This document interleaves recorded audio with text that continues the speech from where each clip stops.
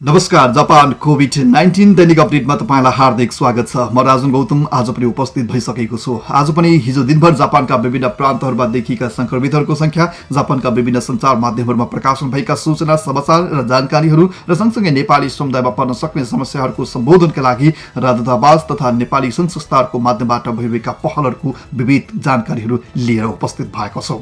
आजको कार्यक्रममा दुईवटा विषयवस्तुहरूलाई प्राथमिकताको साथ प्रस्तुत गर्ने प्रयत्न गरिरहेका छौँ। एउटा पछिल्ला दिन नेपाली समुदाय कोभिड-19 आपतकालीन सहयोग समिति जुन गठन भएको छ, नेपाली दूतावास, गैर आवासीय नेपाली सङ्घ तथा जापानमा सक्रिय रूपमा रहेका नेपाली सङ्घ संस्थाहरूको संयुक्त रूपमा यो समितिले कसरी काम गर्दछ, यो समिति गठन भएर यसको काम अथवा यसको कार्यविधिको प्रक्रिया कहाँ पुगेको छ भन्ने सन्दर्भमा महामहिम राजदूत प्रतिभा राणासँग गरेको कुराकानी र पछिल्ला दिन नेपाली सञ्चार माध्यम तथा जापानी सञ्चार माध्यमहरूमा प्रकाशन भइरहेको जापानमा रहेका विद्यार्थीहरूले पनि थप 10 मायन सरकारले प्रदान गर्ने भन्ने विषयमा जुन बहस र समाचारहरू प्रकाशन भइरहेको छ, यसको वास्तविकता के हो भन्ने बारेमा सहकर्मी मित्र दीपक गौतमले तयार पार्नुभएको जानकारी आजको कार्यक्रममा हामी प्रस्तुत गर्नेछौँ। तपाईँ यदि यी विषयमा जानकारी लिन चाहनुहुन्छ भने आजको कार्यक्रम अन्त्यसम्म हेर्नुभयो भने तपाईँले केही न केही अवश्य लाभ लिनुहुनेछ। जापानबाट संक्रमितहरूको संख्या घटिरहेको छ, यो सुखद कुरा हो। अझै तपाईँ हामी जुन ठाउँमा छौँ अथवा जहाँ छौँ आफू सुरक्षित बनौँ, सतर्कता अपनाउँ, संक्रमित हुनबाट जोग्यौँ र अरूलाई पनि संक्रमण हुनबाट गराउनबाट जोग्यौँ भन्दै आउनुहोस् लागौँ आजका विविध खबरहरूतर्फ। आइतबार जापानमा 68 जना मानिसहरूमा मात्रै कोरोना संक्रमित पुष्टि भएको छ। विगतमा दैनिक 600 जनासम्म पनि संक्रमित पुगेको जापानमा पछिल्ला दिन संक्रमण घटेको छ। कोरोना संक्रमण नियन्त्रणका लागि देशव्यापी रूपमा आपतकालीन अवस्थाको घोषणा गरी विभिन्न प्रयत्न गरिरहेको जापान सरकारका प्रयासहरूले सकारात्मक नतिजा दिएको छ। यसका साथै हिजो एकै दिन 2387 जना उपचाररत संक्रमितहरूले स्वास्थ्य लाभ लिई घर फर्किएका छन्। हिजो थपिएको 68 जना सहित जापानमा आन्तरिक तथा बाह्य दुवै गरी संक्रमित संख्या 16557 जना पुगेको छ भने 646 जनाको निधन भएको छ। हिजो जापानका 47 वटा तोदो फुकेन मध्ये Tokyo, Saitama, Chiba, Kanagawa, Hokkaido, Ishikawa, Osaka, Hyogo र फुकुओका गरी 9 वटा स्थानहरूमा मात्रै संक्रमित पुष्टि भएका छन्। बाँकी 38 वटा प्रान्तहरूमा संक्रमण शून्य रहेको छ। सधैँजसो अत्याधिक संक्रमण पुष्टि हुँदै आएको टोकियोमा पनि पछिल्लो 8 दिनदेखि निरन्तर 100 जना भन्दा कम तथा विगत 4 दिन यतादेखि दैनिक संक्रमित संख्या 50 जना भन्दा कम देखिँदै आएको छ। हिजो केवल 22 जना मानिसहरू मात्रै संक्रमित पुष्टि भएका थिए। अब लागौं विभिन्न प्रान्तहरूको हालसम्मको अवस्थातर्फ। होक्काइदोमा हिजो 9 जना मानिसहरूमा संक्रमण पुष्टि भएको छ। यो सँगै होक्काइदोमा हालसम्म 947 जना मानिसहरू संक्रमित भएका छन् भने 56 जनाको निधन भएको छ। आओमोरी केनमा हालसम्म 27 जना मानिसहरू संक्रमित रहेका छन्। त्यहाँ हिजो कुनै पनि नयाँ संक्रमण थपिएको छैन।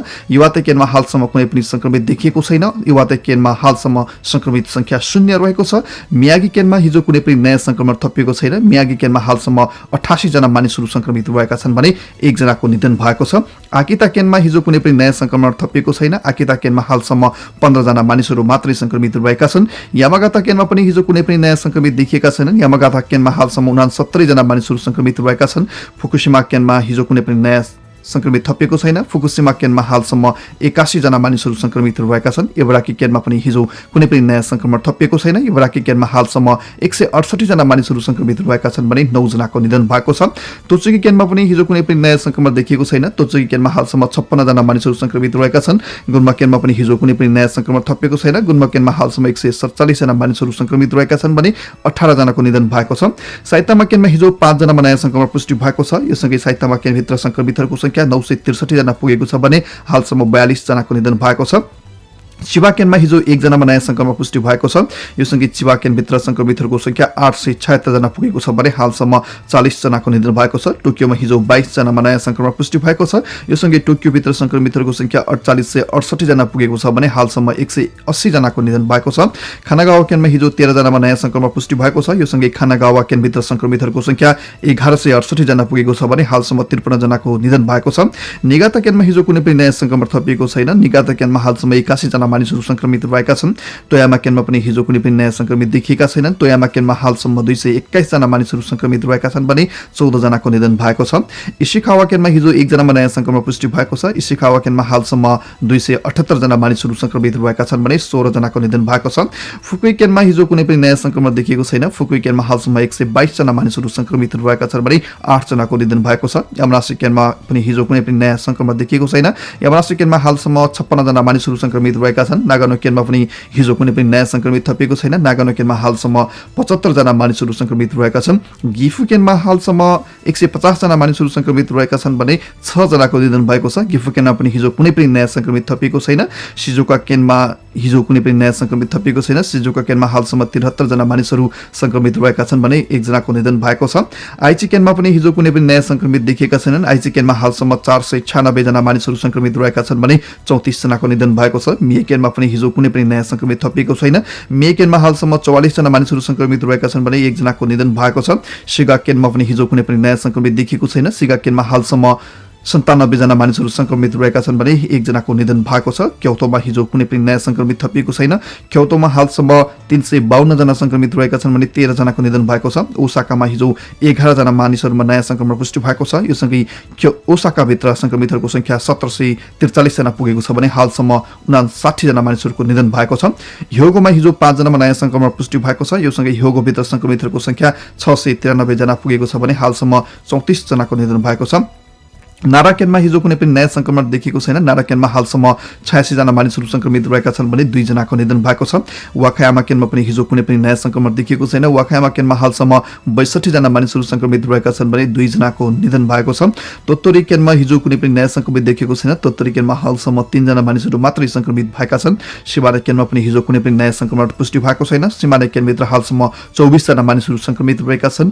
ओखायामा केनमा पनि हिजो कुनै पनि नयाँ संक्रमण देखिएको छैन। ओखायामा केनमा हालसम्म 23 जना मानिसहरू संक्रमित रहेका छन्। हिरोशिमा केनमा पनि हिजो कुनै पनि नयाँ संक्रमित थपिएको छैन। हिरोशिमा केनमा हालसम्म 164 जना मानिसहरू संक्रमित रहेका छन् भने 2 जनाको निधन भएको छ।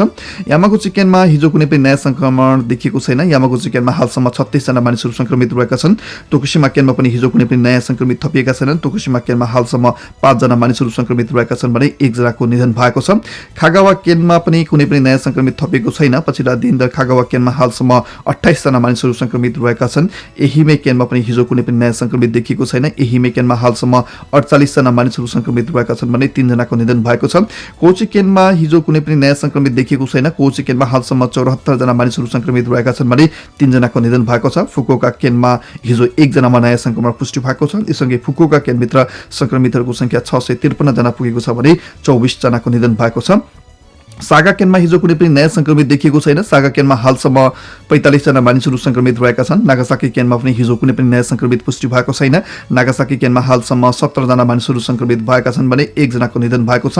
कुमामोतो केनमा हिजो कुनै पनि नयाँ संक्रमित देखिएको छैन। कुमामोतो केनमा हालसम्म 47 जना मानिसहरू संक्रमित रहेका छन् भने 3 जनाको निधन भएको छ। ओइता केनमा पनि हिजो कुनै पनि नयाँ संक्रमण देखिएको छैन। ओइता केनमा हालसम्म 60 जना मानिसहरू संक्रमित रहेका छन् भने त्यहाँ 1 जनाको निधन भएको छ। मियाजाकी केनमा हालसम्म 70 जना मानिसहरू संक्रमित रहेका छन् भने पछिल्ला दिन संक्रमित थपिएका छैनन्। खागोसीमा केनमा पनि हालसम्म 10 जना मानिसहरू मात्रै संक्रमित रहेका छन् र पछिल्ला दिन संक्रमित शून्य देखिएको छ। र ओकिनावा केनमा पनि हिजो तथा पछिल्ला केही दिन यता संक्रमित खासै देखिएका छैनन् र हालसम्म ओकिनावा केनमा संक्रमितहरूको संख्या 142 जना पुगेको छ भने 5 जनाको निधन भएको छ। जापानमा कोरोनाको प्रभावका कारण समस्यामा परेका नेपालीहरूलाई राहत वितरण सुरु गरेको ग्लोबल होम नेटवर्कले 98 जना समस्यामा परेका जापानवासी नेपालीहरूलाई सहयोग गरेको छ। ग्लोबल होम नेटवर्कले अप्रिल 21 तारिकबाट सुरु गरेको कोभिड-19 राहत वितरण अभियानमा जम्मा 98 जनालाई चामल 5 केजी, 2 वटा मास्क र 1 केजी दाल तथा उक्त राहत प्याकेज अनुसारको रकम विशेष गरी टोकियोभन्दा बाहिर चिबा, खानागावा, क्योटो, गुम्बा, एवराकी र ओसाका जहाँ दूरीको हिसाबले हुलाकबाट पठाउन धेरै रकम लाग्ने र सुपरमार्केट समेत नभएका स्थानहरूका लागि 2000 देखि 5000 एनसम्म वितरण गरेको बताएको छ। अब ग्लोबल होम नेटवर्कले अहिले तत्काल आफ्नो व्यक्तिगत आम्दानीबाट व्यक्तिगत खर्चबाट वितरण गर्दै आएको राहतलाई भने केही समयका लागि स्थगित गरेको छ र यो सँगसँगै ग्लोबल होम नेटवर्कका अध्यक्ष शिवप्रसाद पौडेलको संयोजकत्वमा कोभिड-19 खाद्यान्न तथा लजिस्टिक्स समन्वय विभाग गठन गरिएको छ र यो चाहिँ नेपाली दूतावास, NRNA जापान र अन्य सक्रिय संस्थाहरूको माताहातमा बनेको कमिटी हो र आगामी दिनहरूमा उक्त विभागले नै अहिलेको राहतको मात्रालाई बढाएर वितरण गर्ने बताइएको छ। तत्कालका लागि भने ग्लोबल होम नेटवर्क कम्पनीले एकल स्रोतबाट गर्दै आएको राहत वितरण कार्यक्रम बन्द गरिएको र यदि कोभिड-19 खाद्यान्न तथा लजिस्टिक समन्वय विभागले काम गर्न ढिलासुस्ती गरेको खण्डमा पुनः कम्पनीले वितरण कार्यलाई सुरु गर्ने पनि जानकारी गराएको छ। यसपछि सुनौ सहकर्मी मित्र दीपक गौतमले विभिन्न सञ्चार माध्यमहरूमा प्रकाशित समाचारलाई हेरेर अध्ययन गरेर र अनुसन्धान गर्नु भएर बताउनु भएको यो जानकारी के वास्तवमा अहिले पछिल्ला दिन साँच्चै जापान सरकारले जापानमा अध्ययनरत विद्यार्थीहरूलाई 10 मान एन दिइहाल्ने हो त? कहाँ पुगेको छ यो प्रक्रिया र विदेशी विद्यार्थीहरूले पनि पाउँछन् त? एकैछिन यो जानकारी ल्याउँ। समय खासमा यो डिसिजन भइसकेको होइन, अलिकति यहाँनिर मिसअन्डरस्ट्यान्डिङ बढी हुने गरेको छ हामी नेपालीहरूमा। जस्तो एउटा संसदमा छलफल हुँदा बित्तिकै संसदमा छलफलमा प्रवेश गर्यो भनेदेखि अब पाउने भयो, डिसिजन भयो भन्ने एङ्गलबाट न्युजहरू पनि त्यो किसिमले आउने गरेका छन्। म त्यो साथीहरूलाई पनि अनुरोध गर्छु। भर्खरै एउटा सत्तारूढ दलको महासचिवले शिक्षा मन्त्रीलाई विद्यार्थीहरूका हकमा 10 मान एन दिने हिसाबले जान सकिन्छ भन्ने हिसाबले उहाँले हिजो अस्ति प्रस्ताव गर्नुभएको र त्यसमा शिक्षा मन्त्री सकारात्मक छु र मैले पनि सोचे जस्तै प्रस्ताव आयो भन्ने हिसाबले उहाँ छलफलमा हुनुहुन्छ। र सम्भवतः यो अर्को कुरा के पनि भएको छ भने जुन महासचिव जो हुन्छ सत्तारूढ दलको महासचिव, उहाँले पनि जतिसक्दो छिटो एकदम द्रुत गतिमा 1 हप्ताभित्रै टुङ्गिने गरेर गरौँ भन्ने हिसाबले प्रस्ताव गर्नुभएको छ र त्यो प्रस्ताव मात्रै हो।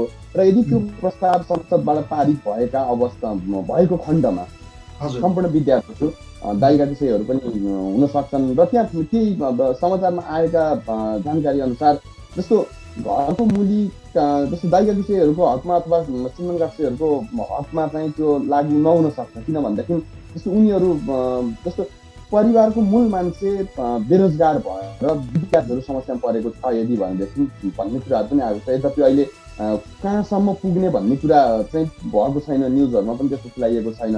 र अहिले विद्यार्थीहरू मात्र भनेका हुनाले जस्तो यहाँको चिउगाकोहरू छन्, यिनीहरू कसैहरू छन्, तिनीहरूलाई पनि इन्क्लुड गर्ने हो अथवा अहिले दाइगाकु र सेनगाक्सीहरू र अथवा भनौँ अहिले विदेशबाट रिउगाकु गइरहेका विदेशी विद्यार्थीहरूलाई फोकस गर्ने, कुनलाई फोकस गर्ने भन्ने चाहिँ अझै प्रश्न आइसकेको छैन। र अहिलेसम्मको जानकारी अनुसार अहिले सम्पूर्ण स्टुडेन्टहरू जो दाइगाकु र सेनगाकु समाजका र जो आफ्नो जस्तो आरुबाइतो गरेर पार्ट टाइम जब गरेर कलेजको फीदेखि लिएर अथवा आफ्नो दैनिकी चलाउनु पर्ने विद्यार्थीहरू जो समस्यामा परेका छन् र अझ समाचारमा आएका अनुसार स्पष्टसँग प्रस्तावमा लेखिएको छ यदि कसैको स्पष्ट ढङ्गले 5 मान अथवा 50,000 भन्दा बढी मासिक आम्दानी घटेको छ भने मात्र उहाँहरूलाई दिने गरेर अगाडि बढ्न सकिन्छ भन्ने हिसाबले अहिले तत्कालका लागि यो प्रस्ताव र अहिले छलफलको चरणमा मात्रै छ। र यसबाहेक अरू कतिपय प्रिफेक्चरहरूले त्यहाँबाट जस्तो टोकियोको मैले हिजो न्युज हेरेको थिएँ र टोकियोले कतिपय स्टुडेन्टहरूलाई जागिर लगाउने भनेर पनि भनेको छ। अब त्यसका लागि जस्तो हामीले पनि सबै प्रिफेक्चरहरूको सबै केनहरूको लिन सकिँदैन, इन्फर्मेसन नलिन सकिन्छ। त्यो भएर मैले साथीहरूले के आग्रह गर्छु भने आफ्नो नजिकको जस्तो सियाक्से हुनसक्छ होइन, प्रिफेक्चर हुनसक्छ, त्यो नजिकको अथवा आफू जुन ठाउँ बस्नु भएको छ जस्तो साइतामा केनले अहिले स्टुडेन्टहरूलाई दिने आफ्नै स्रोतबाट पनि राहत दिने भन्ने किसिमले छलफलहरू चलाइरहेको छ। त्यहाँबाट कसरी लिन सकिन्छ भन्ने कुरा साइतामा भएको साथीहरूले साइतामा केन नै नजिकको आफ्नो सिटी अफिसमा गएर बुझ्न पर्यो। जस्तो योभन्दा अगाडि 10 मान राहत जुन प्रति व्यक्ति 10 मान दिने भन्ने त्यो निर्णय भएर कार्यान्वयनको चरणमा छ। र अहिले चिबा केनको इचिगाबा सीले र आफ्नै स्रोतबाट अहिले तत्कालका लागि नागरिकहरूलाई राहत दिने भनेर उनले अनलाइनमै वेबसाइटमै त्यो तपाईँको मौसुमी गर्नको लागि अप्लाई गर्नको निम्ति फर्म राखेको छ र त्यसबाट प्रिन्ट गरेर तपाईँले सिआरसीमा बुझाउनु भयो भने विक न विक भन्ने कुरा छ र 1 हप्ताभित्र तपाईँको खातामा पैसा डिपोजिट भइसक्छ र पछि गभर्मेन्टको थ्रु माथिबाट आएको पैसाले त्यसमा ब्याकअप गर्ने भन्ने हिसाबले उनीहरू त्यसरी गरिरहेका छन्। र प्रत्येक सिटीहरूले त्यो आफ्नै किसिमले गर्न सक्ने भएको हुनाले गभर्मेन्ट एउटा डिसिसन गर्ने हो र गभर्मेन्टले डिसिसन गरिसकेको पछाडि पनि कतिपयले जस्तो चिबादेनकै खुनाबासीदेखि लिएर अरू किमिसीदेखि लिएर अरू सिटीहरूमा रोकुगाछुमा अथवा अर्को महिनामा त्यो प्रोसेसमा जाने भन्ने खालको पनि छ। त्यो भएको हुनाले यो मैले अघि बिहान समाचार हेर्दाखेरि एउटा थाहा पाएको थिएँ मेजी दाइगाकु भन्ने छ, त्यहाँ त्यसमा चाहिँ विद्यार्थीहरूका लागि त्यो 50,000 रुपियाँ भनेको अनलाइन कक्षाहरू सञ्चालन गर्न पर्ने भएको हुनाले उनीहरूलाई कम्प्युटरको आवश्यकता पर्न सक्छ, नेटको आवश्यकता पर्न सक्छ। त्यसको म्यानेजमेन्टका निम्ति भनेर उसले 5,000 अथवा 50,000 रुपियाँ राहत दिने स्टुडेन्टहरूलाई दिने भनेर घोषणा गरेको। जस अहिले तत्कालको लागि म क्लियर चाहिँ के पाउन चाहन्छु भने गाईगोकु जिन रिउगाकु सेई ओ फुकुमु भनेर लेखेका हुनाले त्यहाँ सबै विद्यार्थीहरू पढ्छन्। तर ती विद्यार्थीहरू रियल्ली उनीहरूको दैनिक जीवनमा समस्या आएको छ कि छैन भन्ने कुरा एकदम क्लियर हुनुपर्छ। जस्तो मैले अघि पनि भने कि 50,000 भन्दा बढी तलब घटेको हुनु पर्यो भनेको यो अघिल्लो महिनाको क्युडियोमेसिया र अहिलेको क्युडियोमेसियाहरू त्यहाँ अब रुजु गर्नुपर्नेहरू पनि हुनसक्छन्। यी त यो 10,000 ल सबै विद्यार्थीहरूलाई दिने, पढ्नु परेका विद्यार्थीहरूलाई दिने भनेर घोषणा भइसके पछाडिका कुराहरू हुन्। जस्ट अहिले के मात्र बुझ्नु जरुरी छ भने अझै संसदमा पनि शिक्षा मन्त्रीसम्म प्रस्ताव पुगेको हो र त्यो फेरि अब त्यो मेथड होला, संसदमा जाला त्यहाँ पनि छलफल होला, त्यो भएर अलिकति चरणहरू पार गर्नुपर्ने छ। र यो सँगसँगै आउनुहोस् नेपाली समुदाय कोभिड-19 आपतकालीन सहयोग समिति गठनको प्रक्रिया कहाँ पुग्यो र यो किन गठन गरिएको हो र यसले नेपाली समुदायमा कसरी लाभ दिन्छ त? महामहिम राजदूत प्रतिभा राणासँग गरिएको यो कुराकानी सुनौं। यो कुराकानी हामीले हिजो नेपाल पत्रकार महासंघ जापान शाखाको फेसबुक प्रत्यक्ष लाइभ प्रोग्राममा गरेका हौं र त्यसैको अंश हो। आउनुहोस् लागौं अब भने यही कुराकानीतर्फ। सबभन्दा पहिले त यो किन गठन गर्नु पर्यो जापान जस्तो देशमा भन्ने तपाईहरुलाई लाग्यो होला। म यहाँ आएपछि यो निकै धेरै न्युजहरूलाई फलो गर्ने र गभर्मेन्ट टु गभर्मेन्ट भइरहेको कामहरू फलो गर्ने काम गरेँ र यहाँ धेरै चिजहरू व्यवस्थित गरे तापनि 2-3टा कुरामा चाहिँ अझै के त सर्ट कमिङ छ कि जस्तो लाग्यो। जस्तो यहाँ इमर्जेन्सी मात्रै छ, लकडाउन होइन र मानिसहरूले अझ पनि सोशल डिस्टेन्स कसरी काम गर्ने, घरमा बस्ने अनिवार्यता छ कि छैन, मास्क लाउनु पर्छ कि पर्दैन, हात धुनु पर्छ कि पर्दैन भन्ने कुरामा त्यति सिरियसली अझ नगएको हो कि र अझ पनि मानिसहरू एक ठाउँमा जम्मा हुने, भेला हुनेलाई कायम राखेको हो कि र यसको यो कोभिड-19 को महामारी संसारलाई नै सताएको महामारी हो र यहाँ पनि सताउने सम्भावना धेरै मैले देखेँ। र अर्को चाहिँ यहाँ सोसल अरू कुरामा यहाँको गभर्मेन्ट निकै व्यवस्थित भए तापनि जस्तै रिलिफ फन्ड दिने या भोलि व्यापारमा कस्तो किसिमको सहयोग गर्ने भन्ने अध्ययन हुँदाहुँदै र औषधिहरू पनि कसरी डिस्कभर गर्ने भन्ने हुँदाहुँदै पनि अहिले आफैलाई पनि उनीहरूको एउटा हस्पिटलको सर्टेज, डक्टर्सको सर्टेज, टेस्टिङ र ट्र्याकिङको सर्टेज देखेको हुनाले मेरो जापानमा रहेका मेरा नेपाली परिवारहरू 92,000 भन्दा धेरै हुनुहुन्छ र उहाँहरू विभिन्न सेक्टरमा काम गरिरहनु भएको छ। विद्यार्थीको रूपमा विभिन्न निकायहरूमा र धेरै गरेर रेस्टुरेन्टहरूमा, होटलहरूमा काम गर्नुहुन्छ। त्यो हुनाले मैले भने भोलि यदि जापानमा पनि अलि अमेरिका जस्तै भएर हुने अवस्था आयो भने या अरू देश जस्तो अरू धेरै प्रभावित देशहरू जस्तो त्यस्तो स्थिति आयो भने हाम्रो नेपाली समुदायलाई कसरी के गर्न सकिन्छ, कसरी सहयोग गर्न सकिन्छ, यो आपतकालीन अवस्थाबाट कोभिडबाट कसरी बढी से बढीलाई सुरक्षित र सुरक्षित गर्न सकिन्छ, सेवा गर्न सकिन्छ भनेर मैले समयमै एनआरएम, आइसिसी र पत्रकार बन्धु, डाक्टर, व्यवसायहरू, विद्यार्थीहरू, एनजिओज, विभिन्न सङ्घ संस्थाका साथीहरू सबैसँग बसेर बृहत छलफल गरेर यो त अति अनिवार्य छ, यो एउटा बनाउनुपर्छ। योलाई यो कोभिड-19लाई ह्यान्डल गर्न एउटा समूह, एउटा क्षेत्र या एमबिसी आफैले मात्रै सक्दैन भन्ने मैले महसुस गरेर सबै साथीहरूसँग अहिले 2-3वटा हाम्रो भिडियो कन्फरेन्स मिटिङ भइसक्यो र हामी अहिले टुङ्गोमा पुगेका छौँ र अहिले हामीले जिम्मा दिने काम पनि भइसक्यो र 5वटा विभाग गठन गरेका छौँ। त्यो विभाग पनि एउटा कुन समूहलाई कस्तो किसिम सेवा कुन विभागले दिने भनेर त्यसलाई पनि नामै दिएर संयोजकै तोकेर कामको बाँडफाँडै गरेर कस्तो किसिमको उनीहरूको लायबिलिटी के हो, रेस्पोन्सिबिलिटी के हो, त्यसलाई कसरी व्यवस्थित गर्ने र कसले सहयोग गर्ने भन्ने किसिमले हामीले गरेको छौँ। अरू त अरू हाम्रो टिचर र ट्रान्सलेटर, जापानिज ल्याङ्ग्वेजको यहाँ धेरै प्रब्लम भयो हुनाले ट्रान्सलेटरको सुविधा पनि साथीहरूले पनि सहयोग गर्छु भन्नुभएको छ। जस्तै कि स्रोत परिचालन तथा मानव संसाधन विभाग भनेर एउटा गठन गरेका छौँ त्यस्तै गरेर स्वास्थ्य तथा जनचेतना विभाग र सरकारी निकाय समन्वय विभाग र खाद्यान्न तथा लजिस्टिक समन्वय विभाग र आय तथा रोजगार समन्वय विभाग भनेर जुन सेक्टरमा जो स्पेसलाइज हुनुहुन्छ जसले गर्न सक्नुहुन्छ उहाँहरूलाई समेटेर एउटा व्यापक समितिहरूको 5-6वटा समिति बनाएको छ भने म आफै मूल समितिको एउटा अभिभावक भएको नाताले मसँग मेरो आइसिसी एनआरएनका वरिष्ठ अध्यक्ष पदाधिकारी सदस्य पनि हुनुहुन्छ, डिसिएम पनि हुनुहुन्छ र त्यसको साथसाथै एनआरएनका अध्यक्षज्यू र महासचिवज्यू त्यो समितिमा हुनुहुन्छ। हाम्रो हामी महामहिम प्रतिभा हाम्रो